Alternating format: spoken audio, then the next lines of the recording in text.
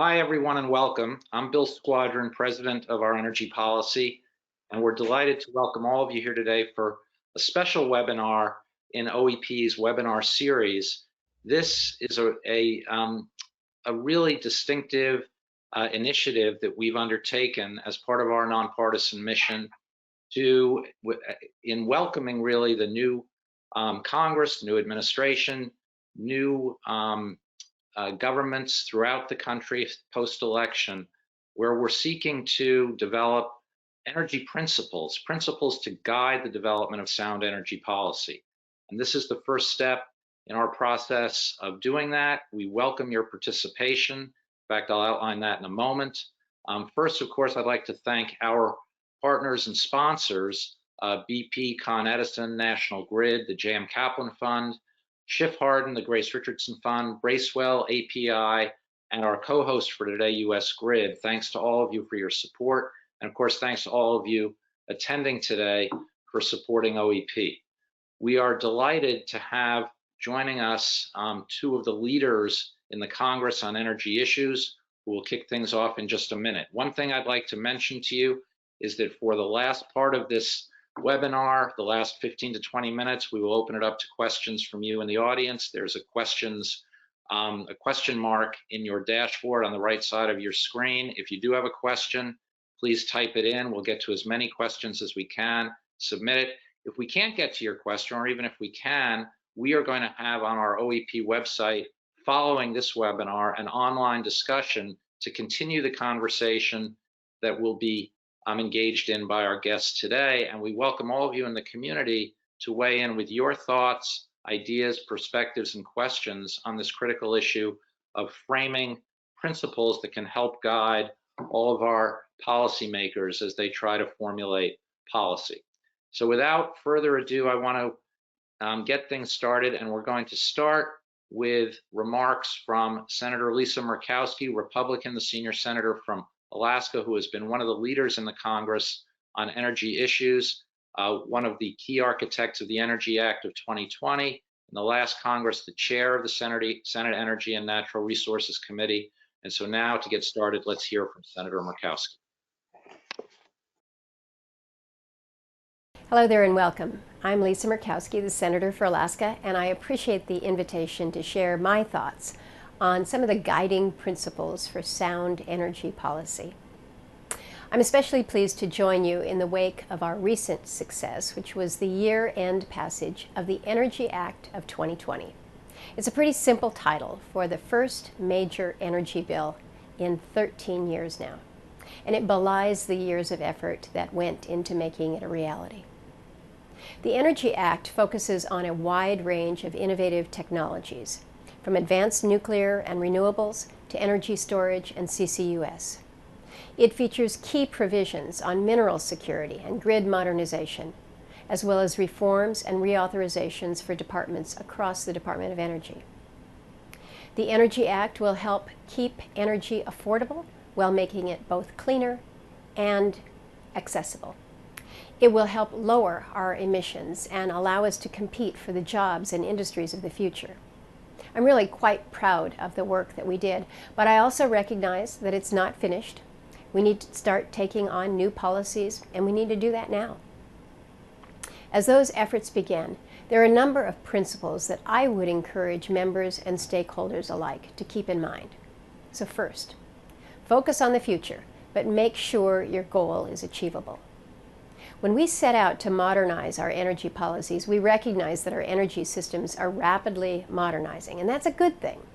But we also recognize that divisive mandates to reach aspirational goals would be really quite difficult to translate into meaningful consensus-based legislation.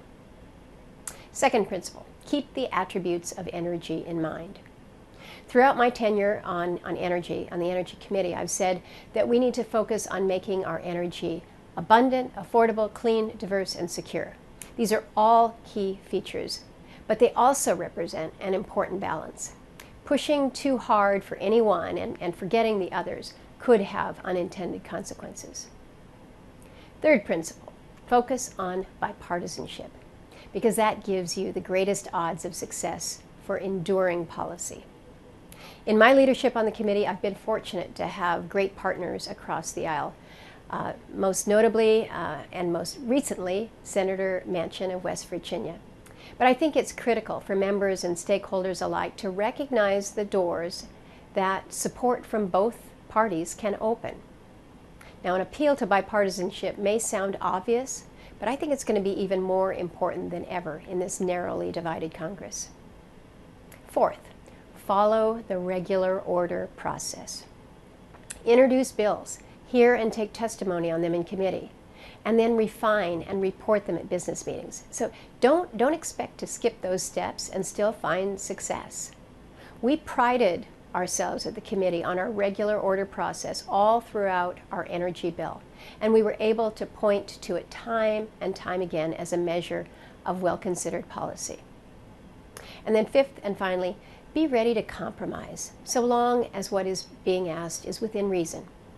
To me, compromise is not a dirty word or a sign that you're abandoning your party or your principles. It's a necessary part of the give and take of a legislative process. Because really, none of us have a monopoly on all the good ideas or the unilateral power to steer them into law. There's really no way around compromise. In the modern Senate, working together requires a good faith effort to reach consensus and then move forward. I guess my last little bit of advice is to never give up on a good idea. Our energy bill failed in conference at the end of 2016. It didn't advance in 2017 and in 2018.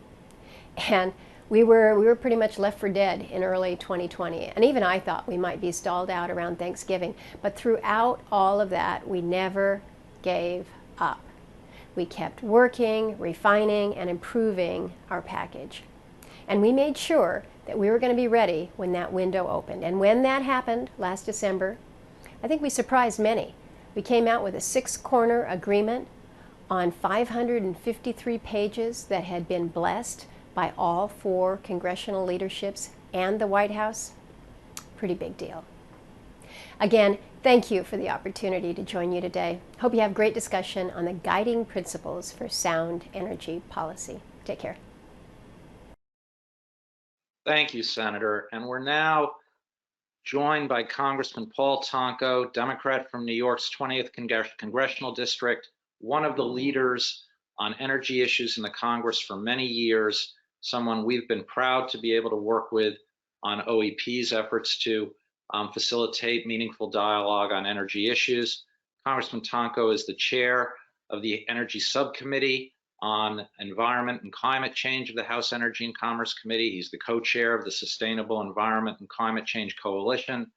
He's the author of a very, very interesting document in 2019 that we were proud to have a discussion among our online community about, which involved identifying principles for advancing sound energy policy and addressing climate change. He remains really among the foremost experts on this subject in the Congress. And so we're delighted to have him here today, Congressman. We're eager to hear your thoughts on these issues. Thank you. Can you hear me, Bill? Yes, very clearly.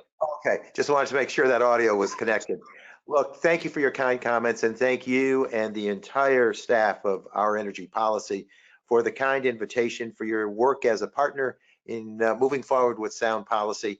But it is great to join you with today's webinar, and again, appreciate that invitation so much. Senator Murkowski deserves so much credit for her work in making the effort to enact the Energy Act of 2020 over multiple years. So that stick-to-itiveness that she spoke of in her video just now is absolutely a good guiding principle. And it's an honor and a pleasure to work with her as we continue in my strategy to be bipartisan and bicameral in getting the work done. The omnibus bill in December included some really important provisions. Provisions on research, on efficiency, on hydrofluorocarbons, and more.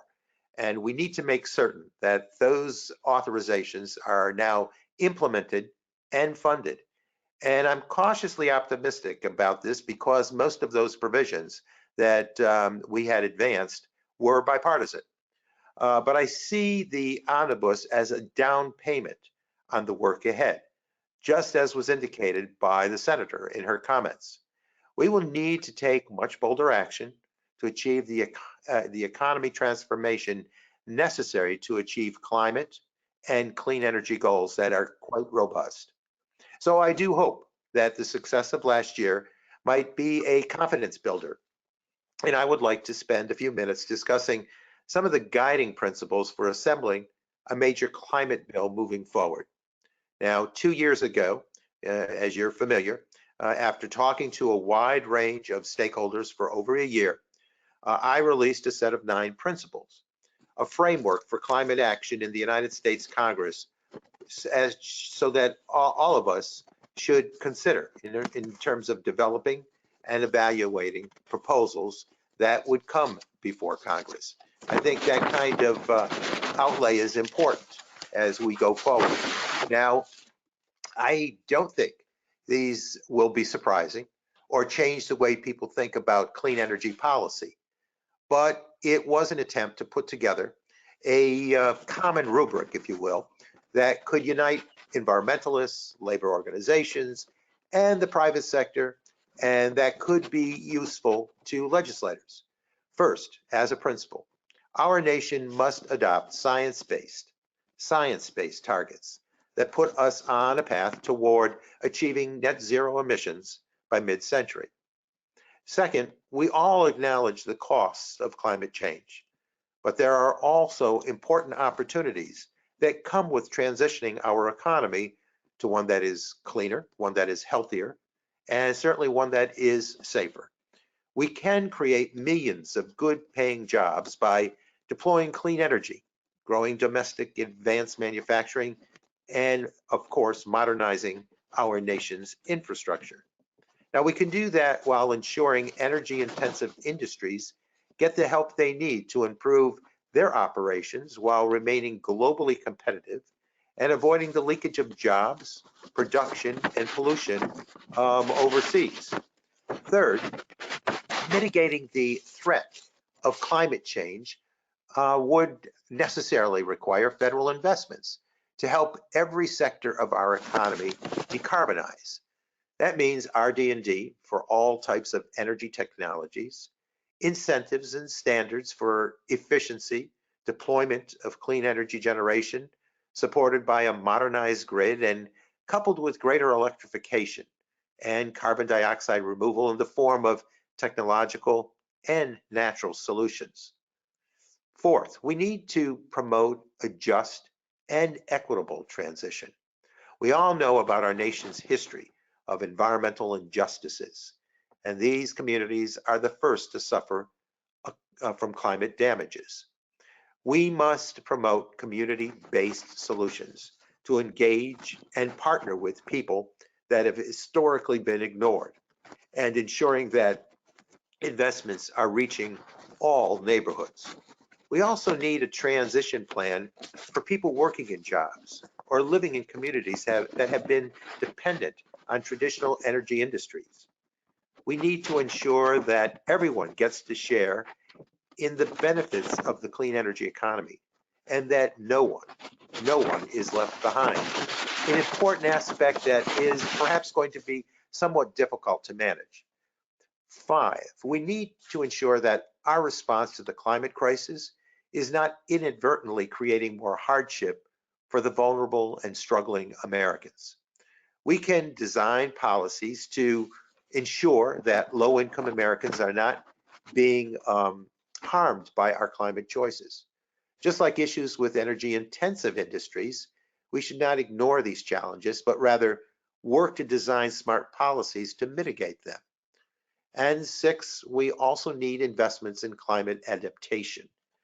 These historic storms and floods and wildfires will indeed get worse, but an ounce of prevention here truly can be worth a pound of cure. We should be hardening our infrastructure while ensuring that future projects are accounting for changing climate conditions. 7, we need to empower state, local, tribal, and territorial governments. Many of these entities are already taking ambitious action. Eighth, we should seek to avoid harm to those first movers.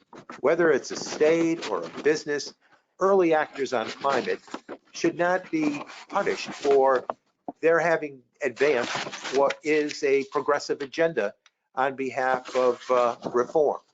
Finally, we need Congress to create policies that deliver predictability and durability.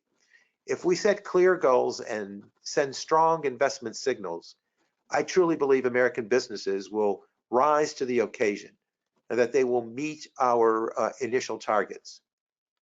There is certainly need for executive action, but congressional action is how we will achieve a 30-year target. That is the framework that I will be using to try to build consensus for comprehensive climate action, whether it is through an infrastructure or economic recovery package or pursued with 50 or 60 votes in the Senate. These are the principles, and I believe Congress must meet them. Last year, the House Energy and Commerce Committee started to bring this framework to life in our Clean Future Act, and I have been pleasantly surprised by how well it applies to the platform advanced by President Biden's campaign for president, and now as his administration moves forward with its Build Back Better agenda. I am indeed looking forward to working with your organization. It is so important for us to collaborate in every way possible. And I will be interested in hearing how the discussion goes today, because having that dialogue at every opportunity we have is building the critical need to come to a consensus so that we truly go forward with the soundest, best plan that will have measurable decarbonization and that will allow for reliability and have least impact on our ratepayers. We can achieve. It's a multiple agenda and goal, but we can achieve. And with that, I thank you again for the invitation. Thank you, Bill. Congressman, thank you. Thank you for your time today, for your leadership in this area, and particularly for laying out these principles, which I think establish the perfect foundation for the discussion among our expert panel that we're now going to introduce. I do want to take one quick kind of moment to note, because we've received some input on this, for those of you who are in our community, in our audience, who are on social media or tweeting about this, we use hashtag OEP Energy Leaders, and that's the one that will be consistent if you'd like to engage in Twitter on this. And also I want to remind you about the opportunity to submit questions using that question tab on your dashboard. So I'm now going to introduce Stephen Birkenfeld, who we are very grateful to have as the moderator of our panel. Stephen has recently retired from a long career in investment banking to devote all of his time to impact and sustainability causes. At Barclays, he was the co-head of the Clean Tech Initiative there, the senior sponsor of their environmental and social impact initiative for banking. So he's got a decades-long history of commitment to these issues. Currently, the founder of Ecotopia Consulting, the chief strategy officer at Bryk OurEnergy, and for today's purposes, we are grateful and delighted to say the moderator of our expert panel. Stephen? Thank you, Bill. And I noticed how you put extra emphasis on the word long career in investment banking. Now I'm very excited to be focused on sustainability and climate solutions. And I want to thank the senator and the congressman. Those were very helpful remarks as we embark on this discussion of principles, not policy. And I think that's what my principal objective is here. What my role is to keep the discussion on principles, not policy. The theory we're testing is that if we start with principles and we can agree on a set of principles, I don't know how many is that, 9, like the congressman had? Is it a shorter group or whatever it is? We agree on some principles, and maybe agreeing on policy in a bipartisan way become more achievable. And if it works, we'll apply it to other issues too, not just energy. So hopefully we can get my panelists up. I'm not seeing them on the screen. Everyone has turned on their webcam. Okay. So let me introduce them. I'm just going to read the bios, make it easier. First, we have Dr. Marilyn Brown. She's the interim chair of the School of Public Policy at the Georgia Institute of Technology, where she created and co-leads the Climate and Energy Policy Lab and the Master of Sustainable Energy and Environmental Management.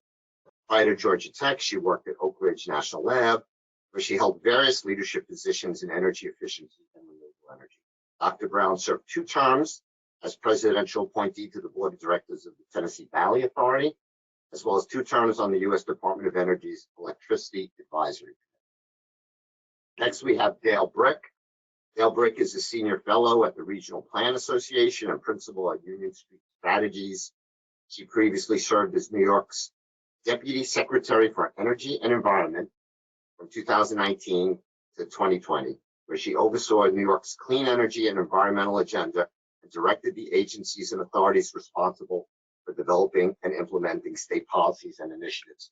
And I'll come back to this question later, but it's interesting that the responsibilities at New York were energy and environment and how those are always linked together. We'll get back to that. Prior to this role, Dale served in a variety of positions at NRDC, including Chief Planning Officer, Director of Programs, and Director of the Energy and Transportation Program. And Peter Fox Penner is a founder and director of the Boston University Institute for Sustainable Energy and professor of practice at the Questrom School of Business, where he co-directs the Impact, Measurement, and Allocation Program on sustainable finance, sustainable energy, and electric power. In addition, he's a partner and the Chief Strategy Officer of Energy Impact Partners. I've been told he's the best person to speak about principles and policy. I'm going to keep it just the principles. He's one of the largest, Energy Impact Partners is one of the largest dedicated clean energy private equity fund groups in the world. And he's also an academic advisor to the Cradle Group. Those are the bios, that's the reading. Jump right into this discussion of principles. And first, I just like to test the theory with each of you and say, what do you think of this initial focus on guiding principles rather than policy? Is that a more productive approach to agreeing, developing sound energy policy?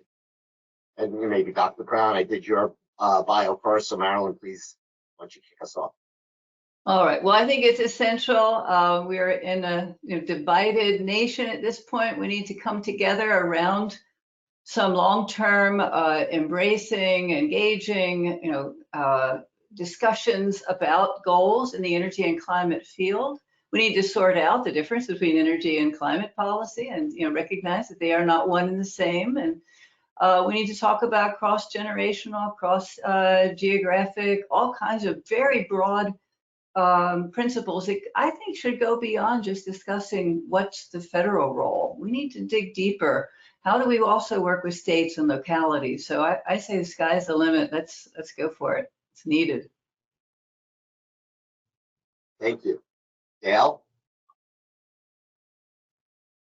Yeah, I agree with that. And I do think principles can be a great way to get conversations started. Sometimes it's very difficult to start when you're coming at something with a long history of conflict and opposition and some issues that have been so politicized as climate has been. So, I mean, we often talk about clean energy policy as like a jobs bill. If you didn't care about anything to do with climate and you just wanted to create hundreds of thousands of jobs in your state, well, you would adopt very ambitious energy efficiency and building electrification policies and programs. You would want to electrify your transportation sector and build out all of that charging infrastructure.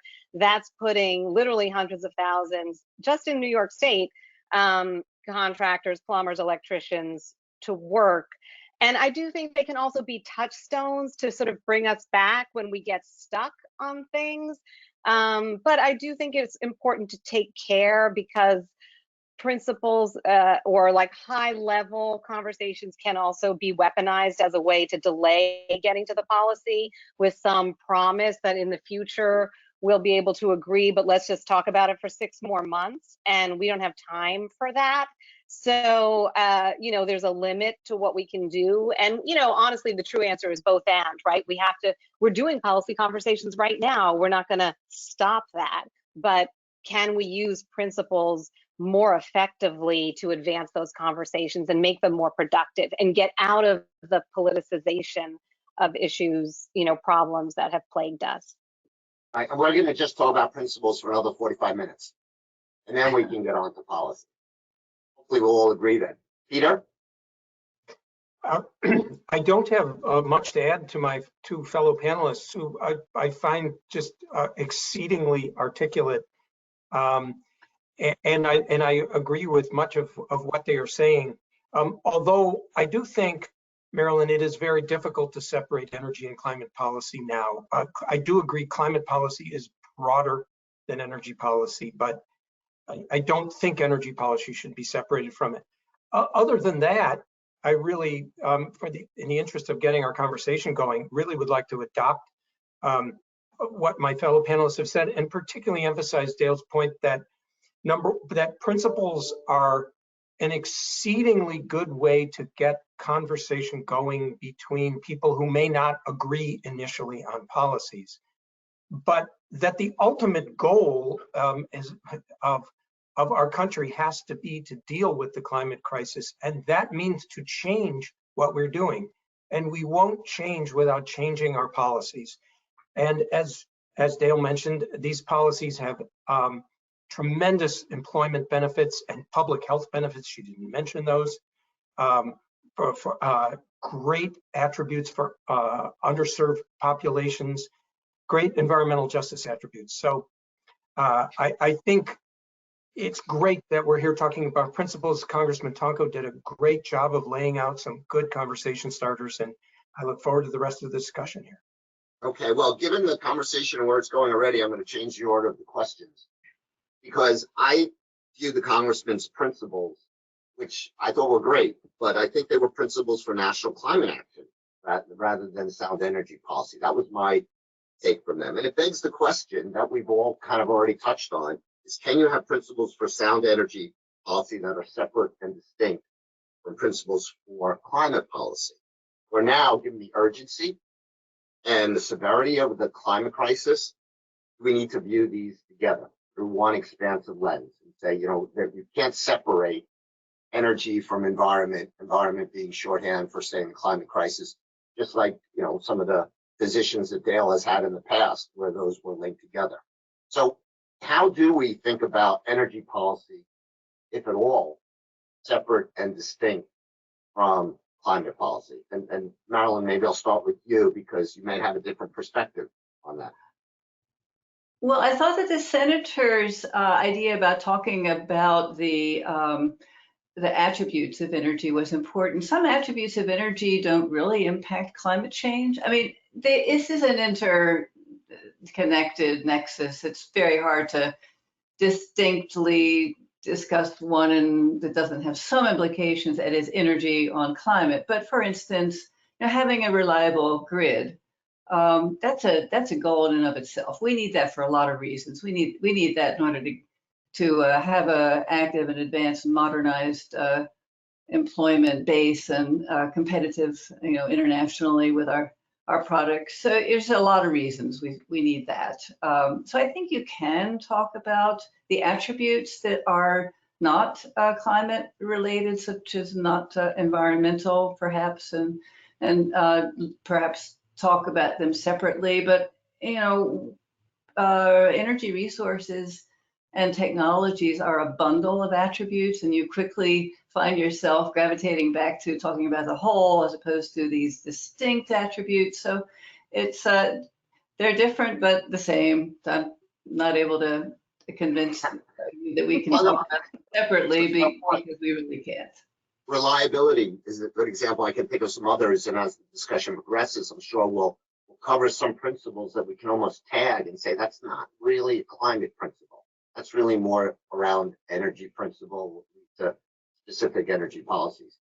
Dale and Peter, anything that you want to add to this? I mean, Dale, just your perspective when New York State was looking at these issues, was there any space between energy and environment, or were they always linked together?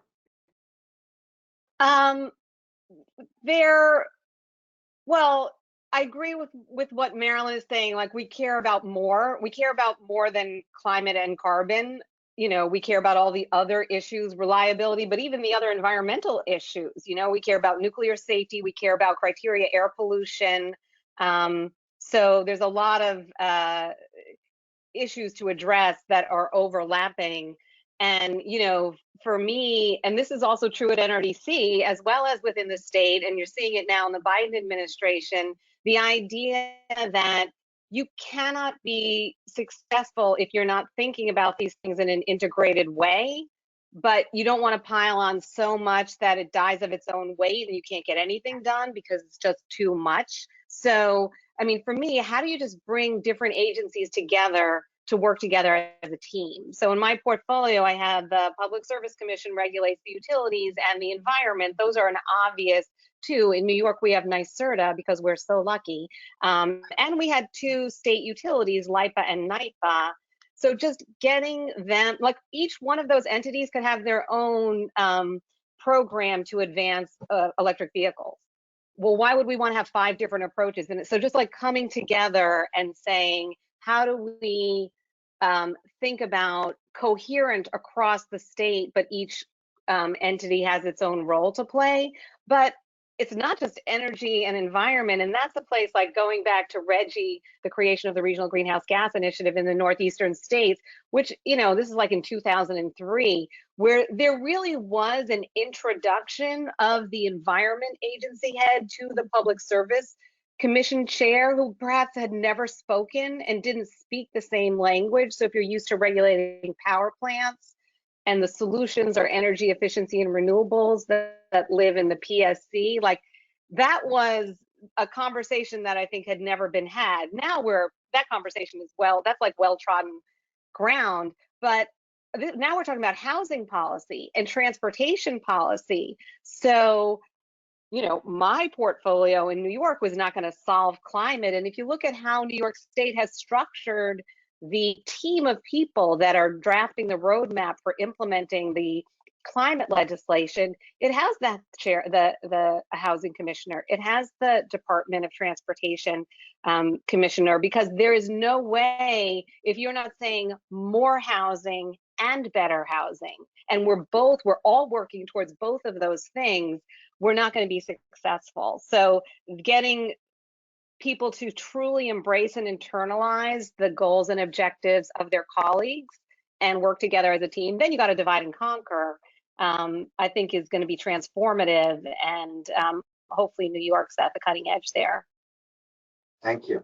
Peter, I'll give you the option of commenting on that, or in addition, let's jump in and say, what are 3 critical non-negotiable principles that need to be pillars of sound energy policy? I have a couple of comments to add to my fellow panelists. I hope this isn't a cloud of semantics that's of no interest to anyone, but there's a sense in which I really agree with some of what Marilyn said, and then a sense in which I kind of don't. That's my worries. The sense in which I agree is that, as she mentioned, the energy system has profoundly important public goals and attributes that go beyond its climate impacts. And I think those, you might call them principles if you wanted to. And here I really strongly agree with her. We must have energy systems that are universally affordable, equitably supplied, reliable, with 3 nines power. She's right, we won't be competitive without very high quality, affordable power for our industry. And all those attributes for our energy system, not just even our electric power grid, but our energy system generally, are parallel to the need to decarbonize the system, or the need to cope with climate change. So climate is not the only imperative that our energy systems and our electricity system face. But at the same time, to flip that around, I personally, and maybe this is a bit of an extreme view, but I think because I hope we agree on a bipartisan basis that we must deal with decarbonization, and that decarbonization is such a fundamental challenge, not only to our energy systems, but also, as Dale says, to our housing and our agriculture and all of our systems, that if you decarbonize, it is such a big change to our energy systems that decarbonization interacts with every one of those other objectives. Those other objectives aren't the same objective as decarbonization, but the interaction is strong enough that when you decarbonize, you have to make sure you're reaching all those other objectives. And that, you might say, maybe I'll call that a principle. As you decarbonize, don't sacrifice those other objectives, add to them. And as Dale has noted, in a lot of ways, full employment's a very important public objective. We can add to that with carbon policy. You know, we can add to environmental justice with carbon policy, but they're different. So maybe that, Stephen, maybe that's a principle that I've just sort of said. I'm gonna start that as one of your three. As you decarbonize, don't sacrifice the other objectives. So Absolutely. in your mind, two others that are real core pillars, right? The foundation upon which we have to build. What else would you add if I only gave you the three to name? I don't have two others right off the top of my head, but I do have just one other small observation, if I may, and that is we should keep in mind, maybe this is a principle, that decarbonization and climate policy is and environmental policy is broader than energy, because agriculture is a very significant source of greenhouse gas emissions. And so we have to realize we're dealing with overlapping circles, but that's just a small observation. Sometimes people think the only thing to do in climate policy is clean up energy, and that's a bit of a simplification. Yeah, there's a lot of things. It's how we manage nature and wild lands too. All of these things contribute. Yes, everything we do produces carbon emissions. So everything needs to change. Dale, and your three core principles that you'd like to kind of kick off the discussion with, and I'm not saying there's only three, you may have a list of 20, but what would you say are three? Yeah, I mean, I think these are variations on the theme of things that people have already put out there. And I really do appreciate the senators and congressmen's list that they started with, because I think there's everything in there is great, and there's you know, lots of meat to dive into. I want to emphasize equity. We've said equitable. I think everyone has said that, but what does it really mean, and what are we going to do differently? And one thing that I have learned is it's not going to happen if you're not intentional, and you can't be intentional if you don't know what you're talking about and you're just saying a word. So what does it truly mean to infuse equity and to have as an objective delivering the greatest benefits to the communities that have been underserved and overburdened? And how do you do that? So for example, if we're going to electrify buildings, how do we put affordable housing first instead of last? Because it's harder. That's why it keeps being last. But that's also why a rising tide is not lifting all boats, you know. And do we need to go even deeper than just delivering those like energy solutions to you know, particular constituencies, and think more broadly about you know, the longer term, larger impact? As for example, I've been having conversations recently about equity, energy democracy and ownership. You know, I mean, I live in a house where I own the roof, and I can put a solar panel on there, and there's lots of federal and state and city incentives to help me do that, and I can be an owner of the clean energy economy. But my neighbor who lives across the street in a multifamily unit that they don't own doesn't have that ownership. They can still get solar or whatever, they can still get renewables, but they're not going to be an owner in the same way. So what does it mean to have equity as a principle and all the layers of that, and how do we put that front and center and embed it into everything that we're doing? I think is a question that we're just beginning to grapple with. Yeah, there's a lot of other ways you could go with that issue of like, equity in these policies, I think of often energy storage. And, where we're now shutting down the grid in California, some people live in a big home can have an energy storage system. The people living in a smaller home or an apartment are left without. And there's a lot that comes through that manifests itself because of the systems we have in place that haven't been equitable to start with. Marilyn, what would you want to start with as your three pillars? So I would include equity and justice as definitely one of the pillars, and I would distinguish between procedural equity and distributed equity. That is, the procedures used to identify policies going forward need to be inclusive and involve expansive participation by diverse groups. That will get us the very best, most equitable outcomes. And for distributional, of course, it's all about who are the winners and losers. I like John Rawls' Theory of Justice book, the veil of ignorance. So pretend that you didn't know where you lived and how wealthy you were. Would this policy be something you would vote for?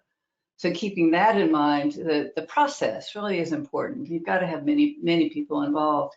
I wanted to offer one pillar that hasn't been discussed, at least not by name, and that's polycentric governance. So this is a term that was coined by Elinor Ostrom, a Nobel laureate, not too long ago, but she talks about the need to optimize the system, the ecosystem of policies. That is, that the feds are not operating in isolation. They really need states. And the states and feds need local communities to have compatible and supporting policies. So for instance, take energy efficient building construction. That's the purview of states, right? They set the standards, the building construction codes. But you've got to train your workforce of inspectors, laborers locally. And if you want to have all of this make any sense and be affordable to builders, you need some rebates, and that's great to do at the federal level. So are we having conversations about who is doing what? And does the package, is it more than the sum of the parts? I'm very involved in a project called Drawdown Georgia, where we're trying to take national policies and measures and ask which ones work for Georgia, and they don't all work, and some new principles and some new solutions and some new actions and policies are valuable in a state with so much forest, and so much ag.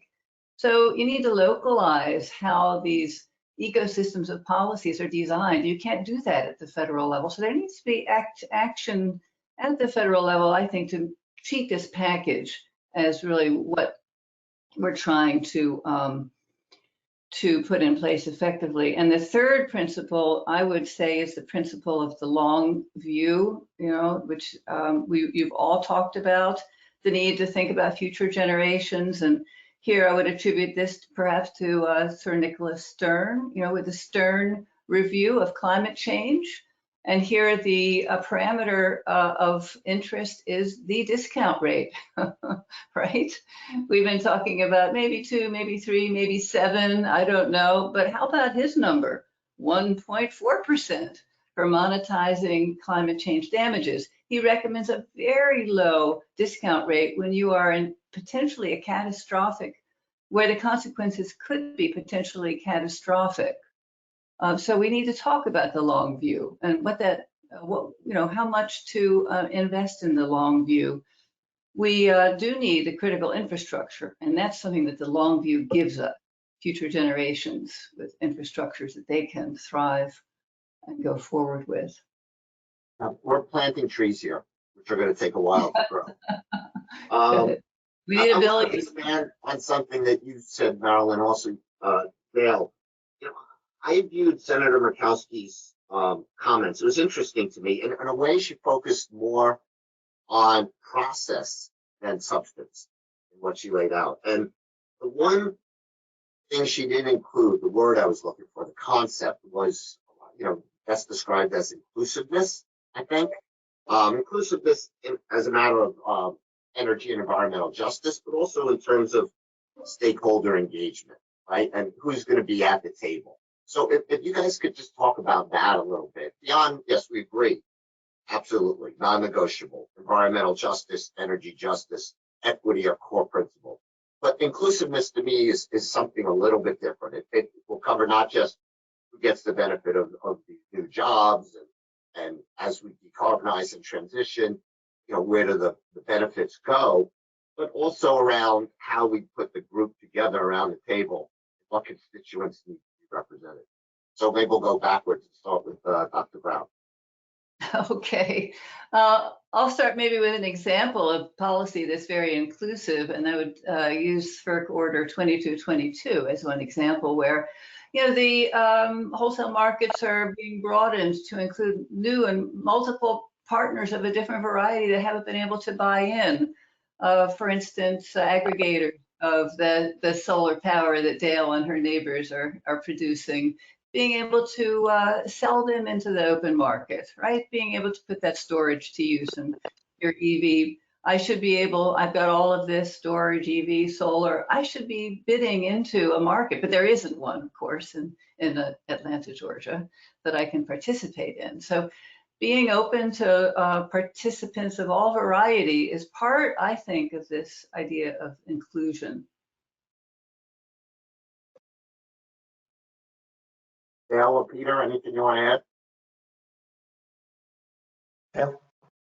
Yeah, I mean, I think we need to be inclusive to get all of the information that we need to get good public policy, because if we're not hearing from different constituencies, including people who are coming at the work primarily not from a climate lens, from a jobs lens, from a housing lens, we just won't build the best end result. But also just to advance policy. I mean, this is a huge undertaking at every level. And if you don't have all of those constituencies who are truly championing that policy result, then we're not going to be able to, like, we're all kind of agreeing, but there's a lot of people who are not interested in advancing a decarbonization package of policies. So, the more inclusive we are, and again, going back to the principles idea, if principles can allow us to expand the number of people that we're talking to and getting information from, and I've recently, since for the last 10 days or whatever, been saying, like, GM is telling us this is where we're going. You don't have to be doing this for a climate reason, and but if you want to be part of the future economy, then we need to get going and figuring out how we're going to plan for that. Does the United States want to be part of the supply chain for the EV industry that is coming, whether you want it to or not? This is where the economy is going globally. So now we're talking with, the supply chain companies and labor groups who are part of that world, who might never have come to a climate change policy conversation, at the federal level or at the state level, who could possibly become the biggest champions for advancing EV policy in, I don't know, the state of Ohio. That would be pretty exciting. So I think once you start approaching the issues with that in mind, I think there's some surprising opportunities to do more than maybe we thought we could. Peter, anything to add? Just a little. I really endorse the principle of inclusiveness. Stephen, I'm really glad you raised it. And I think that inclusiveness is an extraordinary principle because it's almost a trifecta. You don't often get this. When you're really inclusive, you first of all get better ideas. I mean, it just improves the quality of your decision making, which is, as I've been arguing, what we ultimately need to do. There's a lot of good studies about diverse teams, gender diversity and racial diversity, and the decisions they make are just simply better. But in addition to that, going to Marilyn's point about Rawls and the veil of ignorance, it's also fairer. It's more equitable to listen to all the voices, and particularly everyone who's affected. And then the third benefit is there's a purely pragmatic and political benefit, which is you're much more likely to get buy-in and arrive at something that you can that's actionable. And that goes to the polycentric decision making. One of the maybe I am endorsing your principle, Marilyn, because one of the features of the energy system, particularly the modern smart electricity grid, is that the grid itself extends from all of the smart technologies and batteries and electric cars in your house all the way thousands of miles away to giant wind farms and big transmission lines. And so that involves local decision makers who set the codes in your community, and state decision makers who do state energy planning, and federal decision makers of all varieties. And one of the challenges, this is more in the policy and implementation realm, one of the really bedeviling challenges in decarbonization is that the right solutions have to join all three of those levels. And probably the region is the right kind of boundary for that. And anyway, one other little comment that goes back to another principle that I think we all agree on. I think Congress agrees on it, and that is the idea of a just transition.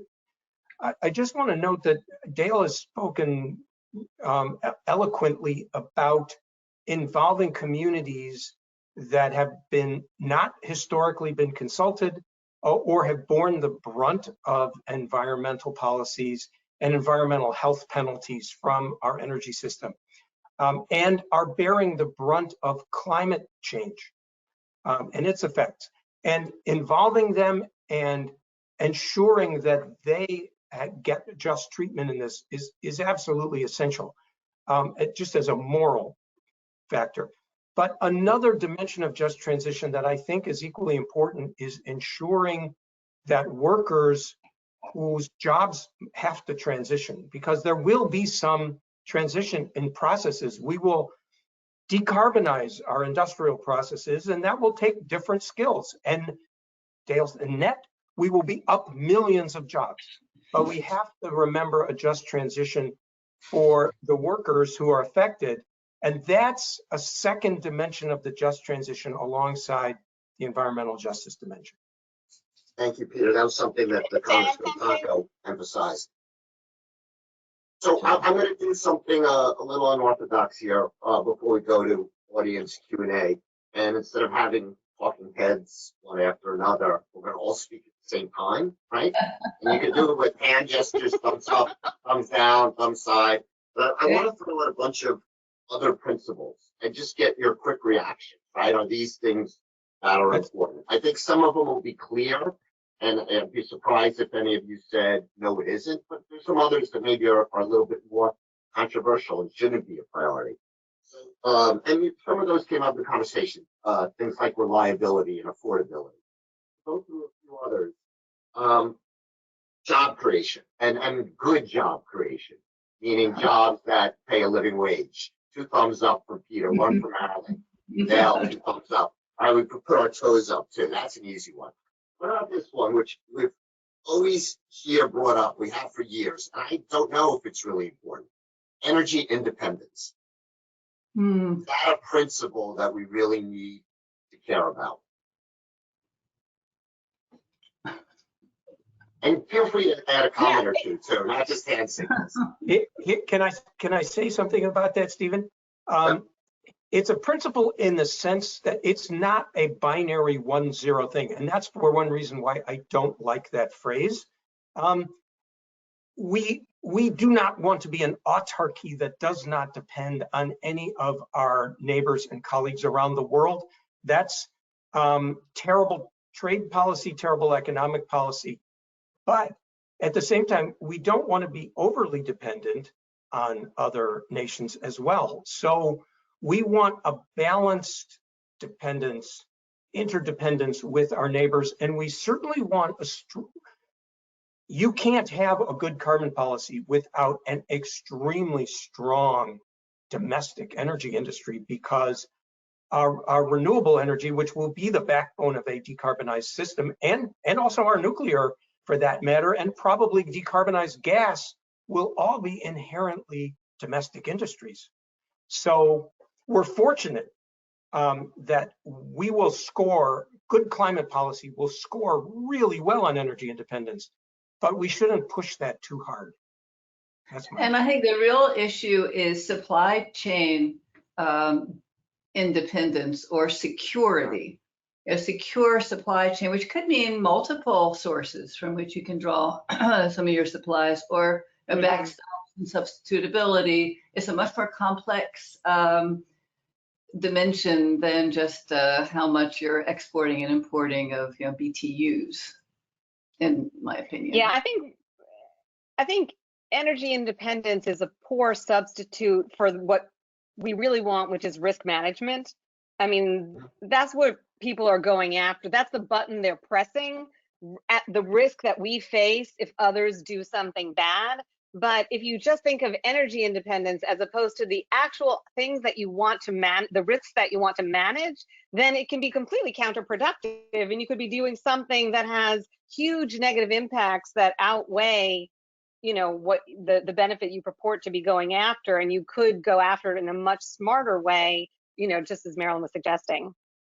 Right, which is the way I think of that is energy independence really is a discussion around resiliency, which is different than grid reliability. That's just one piece of it, the resiliency of our whole energy value chain. What about promoting competition, avoiding oligopolies? Well, I would just say competition also is a tool. It's not an end in itself. Like, we want competition because we think it's going to get us what? Innovation, low prices. But, much of the energy industry is regulated for a reason, because the market doesn't deliver everything we want. Like, the government sets the rules of the game, of the marketplace. So let's not pretend it doesn't by using words like competition and market, because those rules work for some and they don't work for others. And there's still rules. So, pretending that government and regulation, is a bad thing, like, it just is. So it's either, is it working for you or it's not? And what we should really be looking at is, are the rules of the game the way we have them getting us the results we want or not? And if not, then how do we change them to get the results that we want? Apologies for jumping in here. This is Kevin with Our Energy Policy. We do want to have time for a few questions, if we may. So I know we do have a lot that have already been lined up.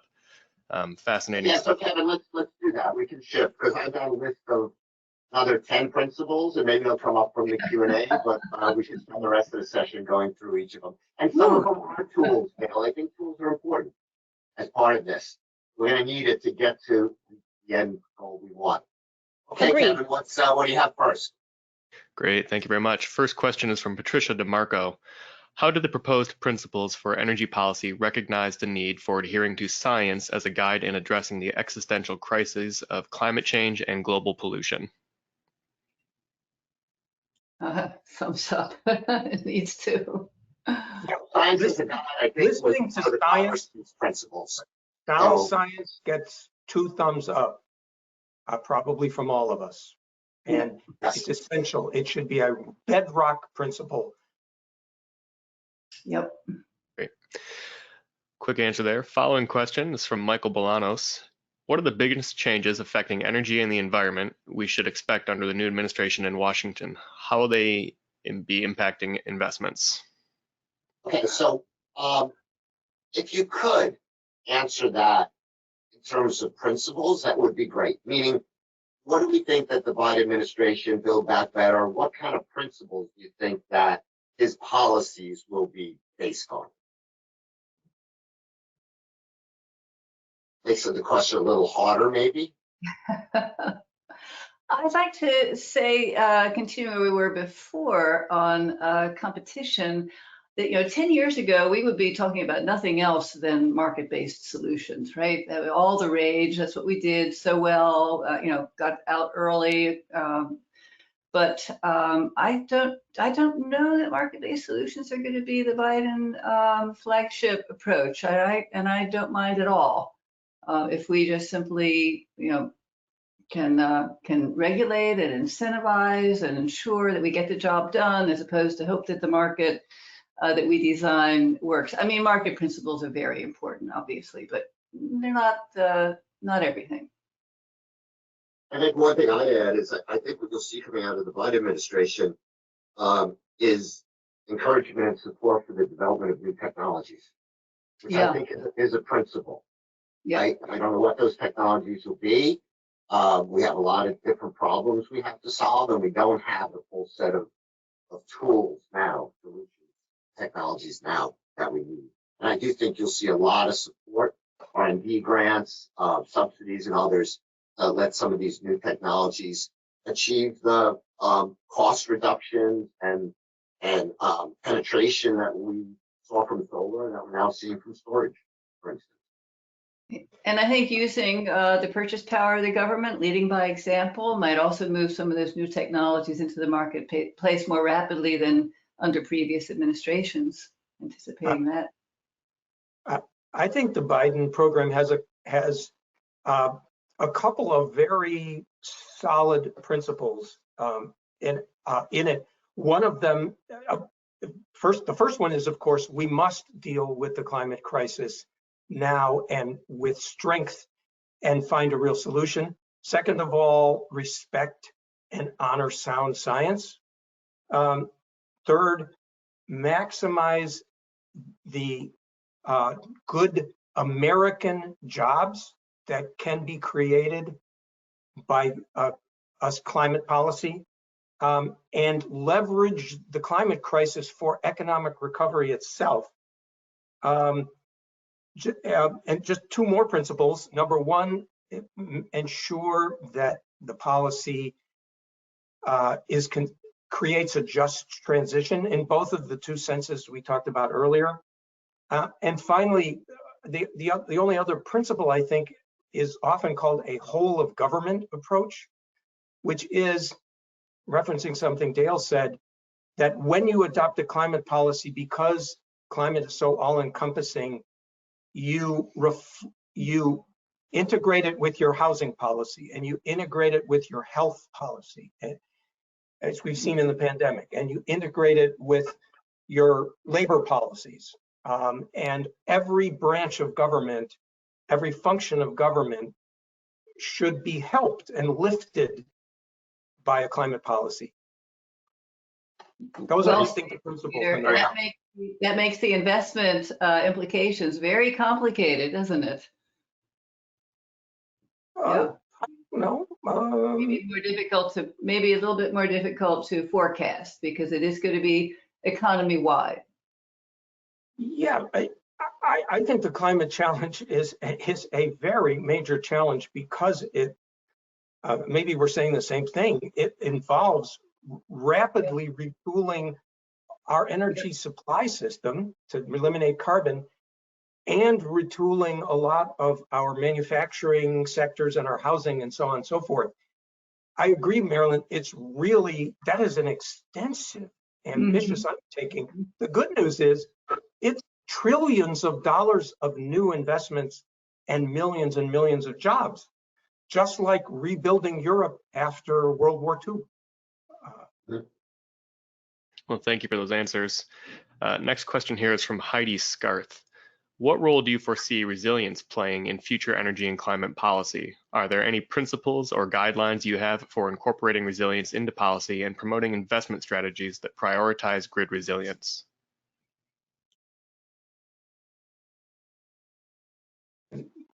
Yes, all of us who've been around the industry can remember when grid planning was planning for reliability, and resilience wasn't a word that was used. We've added resilience, I think, to reflect the fact that the threat vectors to our energy systems are bigger and stronger than they were, and therefore our ability to cope with those threat vectors has to be bigger and stronger and broader. And those threat vectors include much stronger climate events and more types of climate events, like the stronger wildfires and wind events, and also cyber hacking and lots of other things. One of the things I work on a little bit is transmission planning and just electric system planning. And now no one, I think, in the industry plans new transmission and distribution without considering resilience. How do we cope with severe weather events? How do we harden our system against cyber threats and weather threats and so on? So it's the way resilience to me is built in is in the planning process itself, and I think it's being increasingly done. Yeah, I think it's in all decisions made by governments, corporations now, should be by individuals too. Resiliency is one of the silver linings that have come out of this pandemic in a way. The focus on resiliency, not just efficiency, how to do things as fast and cheap as possible, but how do you create these better foundations? And what I'm thankful for is that resiliency has become linked with sustainability. They're very different things, but I think that's the way people are starting to think about it. How do I become more sustainable and more resilient, or more resilient and more sustainable, whichever way you're focusing on it. And that's to the benefit of everything we're talking about in terms of climate policy, decarbonization. Again, this is all linked in together. But I think resiliency is a term that we are going to be hearing all the time and living with for a long time to come. Well, the resilience term extends way beyond issues of energy. It is all about the impacts of climate change. And the statistic that if you are living in a low-income minority community, you have the highest probability of being hit by a natural disaster, right? Partly because we have had a history of environmental injustice when it comes to geographic trends and patterns of location and employment, and so we have to be really concerned about how and where we invest in our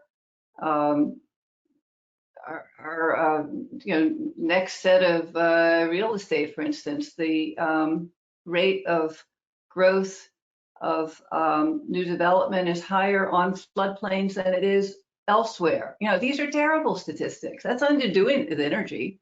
It has to do with being so vulnerable to climate change because of past practices. So we've got a lot. That's what I mean by this widening so far. It's everything. Yeah. Yeah. I mean, I do think we have a huge opportunity because we are transforming such a huge foundational piece of our infrastructure. And so when you think about, as we all do, transmission and distribution planning, I mean, who doesn't spend a lot of time thinking about that? They're, from central station all coming to population centers, and then instead we're having like distributed energy in completely new places like offshore wind. And oh, by the way, now my heating and cooking is electric and my car, and all of these things interact. That could be a recipe for more vulnerability to the increased impacts, or it could be an opportunity to build in all kinds of protective measures because we're building new things, some things that we haven't sort of taken a new look at for 100 years. I mean, 100 years. So now when you think, when you were talking before, Marilyn, about or maybe it was you here about like storage and where some of us might have more benefits than others as we go down this road.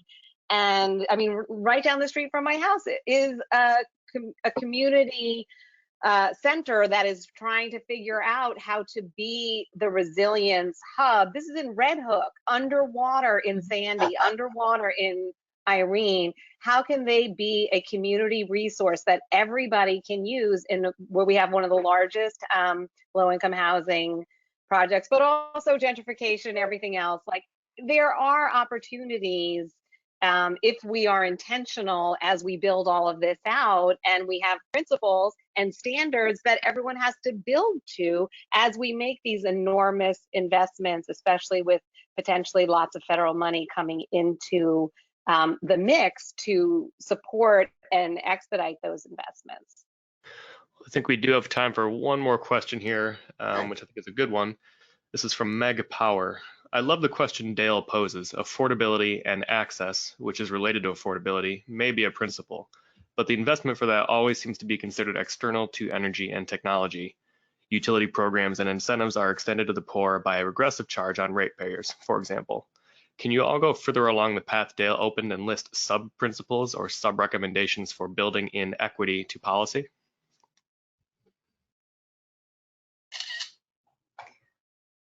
Dale, you were referenced, so you're gonna have to go first. It's a tough question. I thought I was off the hook for that one. As a principle, I mean, I do think it requires revisiting exactly what's embedded in your question of the way we do it now. Like, why is that a good way? There's this kind of, people sort of walk into these conversations or with the status quo sort of assumed to be fair and just, as opposed to we're not at a place of justice and we need to like really reinvent some things. And so thinking about those access and affordability in a completely different way. So you're designing a system. I mean, one thing that's on front of mind for me right now, in New York, we have a gas planning proceeding. We've never required gas utilities to provide long-term planning the way we do electric. It's just like every year, how are you going to keep the heat on? Instead of like, what is your 10, 20, 30-year plan? So that's a place to go in and reinvent, because we are going to be doing something completely different in terms of the way that we heat our homes now. So, if you have everyone at the table who should be there, you can get new great ideas and really do something creative. So, sticking with the principles and not the policy, I think a lot of the principles that we've just been discussing will help us in a venue like that come out with better policy that's more fundamentally addressing in layers, like you're suggesting in the question, than we have now. We don't have those answers right now. Yeah, I'd like to talk about Meg Power's comments. Nice to hear from you, Meg. I think one principle is that if you're going to promote a policy that is not equitable, that has some issues with respect to portions of the population, you should require the investment in offsets of some sort. That is, you should be able to compensate. You should show that you're compensating for any costs associated with that policy that you're not able to deal with internally to that policy. Now, there are some low-income weatherization programs that have required offsets, and they've not been used very well, and that could be enhanced. And then, of course, for rooftop solar, that's a great example. If you don't own your home, well, okay, let's find some other way that you could benefit from the investment in solar technologies. I think offsets. Marilyn, that's a good lead in for what I want to say. I'm sort of breaking my rule here. Say, look, I think we need a price on carbon, but a price on carbon can be very regressive, right? We shouldn't let the aggressiveness get in the way of price of carbon. We should figure out the offsets and the subsidies to deal with the aggressiveness of it. Yeah. And so, I think when I heard that question in Dale's comments, that's where my mind went. But again, there is going to be a lot of issues, a lot of unintended consequences, as Senator Murkowski said, and a lot of justice issues. And I think the way to work through those is, as Marilyn said, offsets. Right? Somehow figure out some way to tip the balance the other way to deal with those injustices and aggressiveness. And I think seeing Bill means we're out of time, right? Well, I hate to jump in because of this phenomenal conversation, but I actually think that's a great both ending point and point of departure, Stephen's last point, because it opens up all kinds of thoughts and questions that I'm sure people will have. And I want to encourage everyone in the audience to join in the online discussion that you can find on the OEP site starting tomorrow. And if you didn't have your questions answered, pose them. We'll try to get people to jump in. I'm sorry if we didn't get to all your questions. I know there were some because it was a long list. But I want to thank Dale, Marilyn, Peter for a phenomenal conversation, Stephen for moderating it, and of course our thanks to Congressman Tonko and Senator Murkowski for kicking it off and really laying a great foundation in terms of bipartisan leadership and principles that we can really try to coalesce around as a framework for moving forward. So our thanks to our partners, of course, US Grid for co-hosting today. And I will sign off again by encouraging you to participate in the online discussion, which will continue the great dialogue that we had this afternoon. So thanks to everyone. Stay healthy. Have a great rest of the week, and we look forward to seeing you at our next webinar. Have a great day. Thank you all. Thanks, Thanks everyone. again.